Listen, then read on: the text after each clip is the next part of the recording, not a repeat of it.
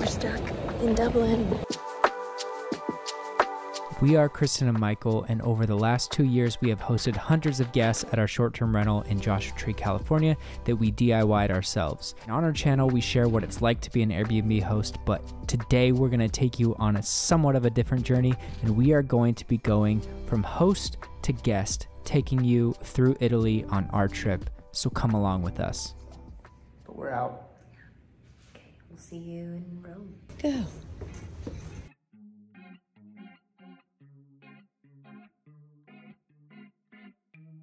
After we checked out of our Airbnb in Positano, we got our last little croissants and espressos and headed to the ferry and took that to Salerno and then hopped on a train to Rome. That's where we were going to fly out of. We decided to stay in Trastevere for our last night there before flying out the next day, and we stayed at the hotel called the Relais Clarice. It used to be a convent and it was beautiful. Okay, so we just checked into our room in Trastevere. We are staying, I don't know how to say the name of this hotel. Le Clarice Trastevere. Yeah. We're in the lemon. We're in the lemon suite. Let me show you. We have a garden view. Garden view.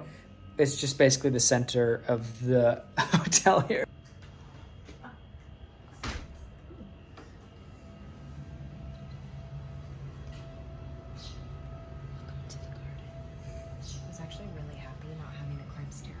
Yeah. Go up an elevator. I've been doing that a lot.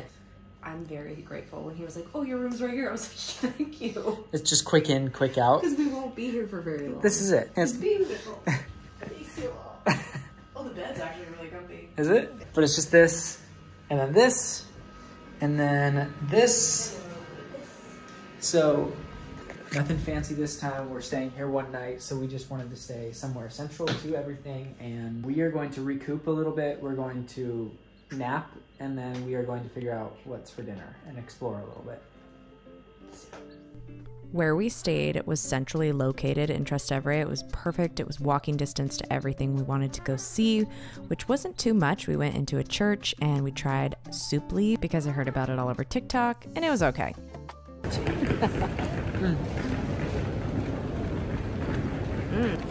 so cold in the middle.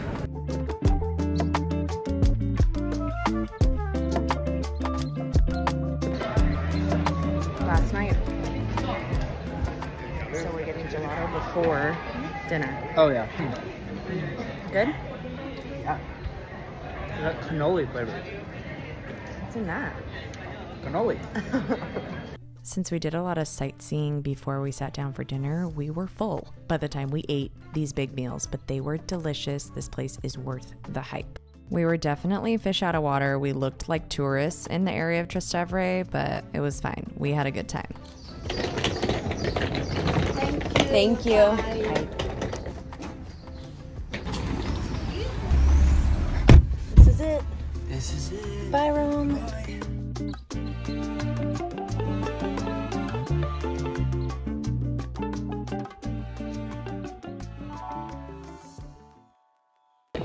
We're stuck in Dublin. So we're gonna go slow. We got stuck in Dublin. Stuck. So the airline is gonna put us up. Michael extended our their trip. 4-star hotel. Hey. And now we are going to figure out what the hell we should do here. We're on TikTok. Yeah. Seeing what's up. I already figured out what we're gonna do. All right, you got a list? I got a list, but I'm kind of hungry. Yeah, let's eat first. By the time we got to our hotel, it was like 4 or 5 in Dublin. We were like, we gotta go out and sightsee while we're here. So we went to the most touristy place we could, Temple Bar. We walked around here a little bit, but we knew where we were going. We wanted some real authentic Irish food, so we went to the oldest pub in Ireland, the Brazen Head, which has been around since 1198, and we had to get a Guinness while in Ireland. We just had to. Oh, that's nice. Beef stew. Oh my God, when we tell you that that stew was the best stew we've ever had in our entire lives, we are not lying to you.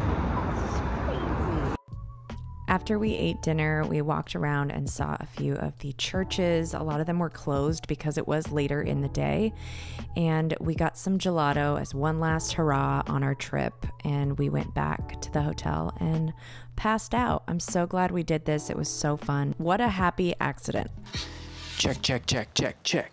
We are about to head to the airport. We were just talking about it and wanted to kind of like go over our thoughts because over the last 10 days or so, we've stayed in 2 different Airbnbs and 2 different hotels.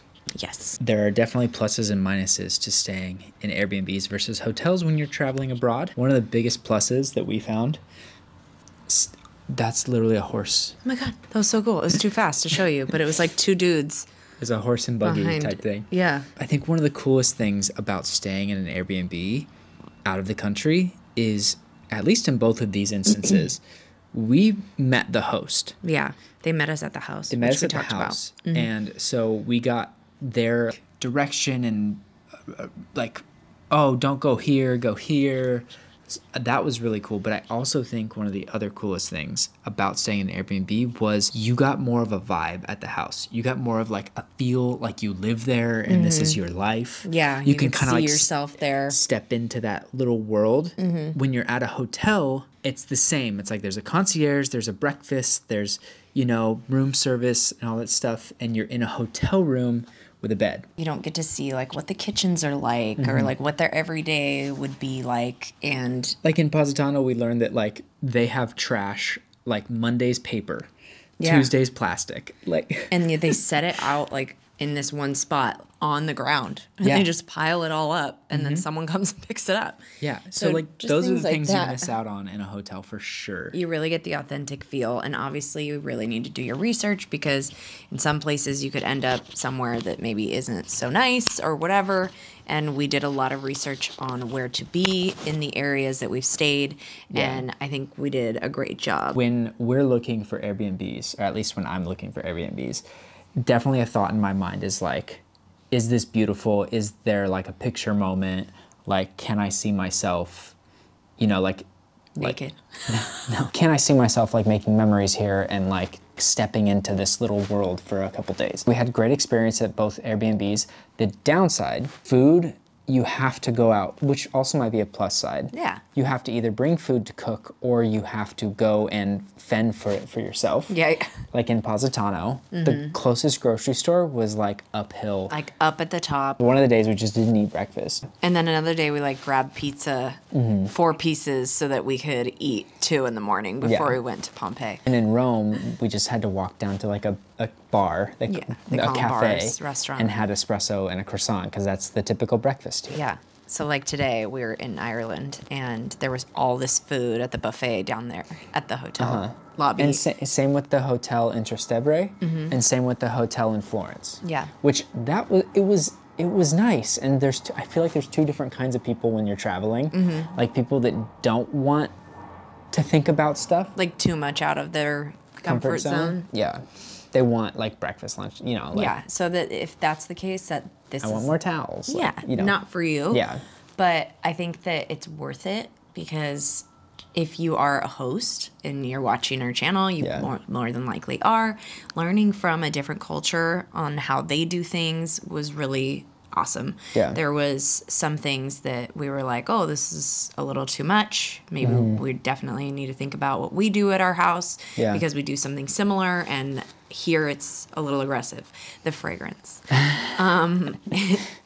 Traveling overseas, I haven't in a while, and I realize how much cologne and like we've kind of taken that fragrance vibe out of our lives. Besides, like obviously our Palo Santo spray, they had reeds and like a really strong smelling perfume, and we shut the door to our bedroom because the room smelled so strong outside. I guess we could have just set it outside. We could have, Yeah. But I love spraying my Palo Santo spray, and it is very mild. It isn't like a strong perfume or cologne. This was a very strong cologne. Yeah. But it made me rethink, like maybe I need to not, and it's just 1 spray a month or something like that to keep the scent down because it was really intense. No one's complained about it at all. It just made me reconsider maybe the perfume aspect of our home. Another thing that I did notice, literally when you come into an Airbnb, we went from a train to a ferry or straight from the airport to a taxi, and we were exhausted. Yeah. So the first thing we did was just like lay down in the bed. And want water. Yeah. Or snacks. Or a snack. And so that's something that we're gonna have to add back to our check-in thing, is adding some sort of snack or something. And maybe like a Brita filter in the fridge. Yeah, fridge. Yeah. Because we used to have that. We used to have snacks every single time, and then it was just like we were luckily getting booked so much that we were like, it's too much to try to keep up on, you know, towels, waters, paper towels, toilet paper, plus snacks, plus makeup wipes, all these things like that you do, but it really does make a difference. And if there's a snack once you've driven for 2-4 hours, whatever, to get to our place or flown there, whatever, definitely worth it. And it's looked at very positively. The place in Rome also had containers of just pasta.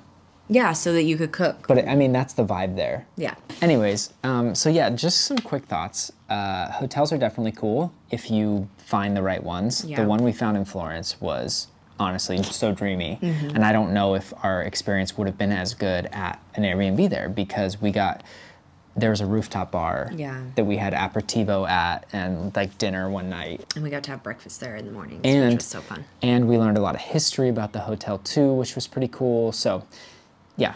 But I think we talked about it throughout the vlog, but we had private tours throughout.